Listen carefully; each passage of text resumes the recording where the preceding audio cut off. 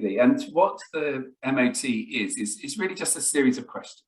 It's a series of questions where you ask how you're feeling, how you're sleeping, what's going on in your body, what's going on in your mind. And by asking yourselves those questions, we just take that moment to check in with ourselves and to really understand what's going on. Because of course, we don't often think about our mental health and about what we can do to take care of it. We're getting better as a society. We're talking more about well-being, more about mental health, but it's not something that most of us grew up doing, which is thinking about how we sleep, how we feel, what's going on in our mind, what's happening with our body, because our body obviously tells something if we listen to our tummy.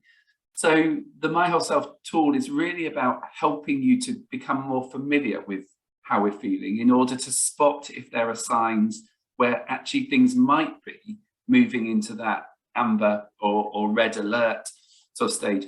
It's a tool which you can do on our own, but it's also something which a manager and a member of staff can do together. So it doesn't, or you can do with a colleague or peer or a partner or a friend.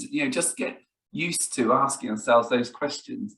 And absolutely, if we're more aware of our own feelings of what's happening for us, then we're much better able to have those conversations which help us to manage things.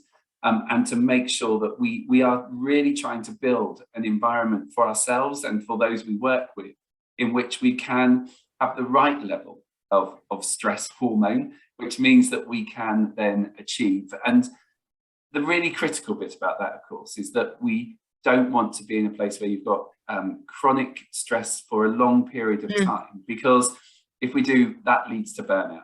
Now, we all know that sometimes work will be tough.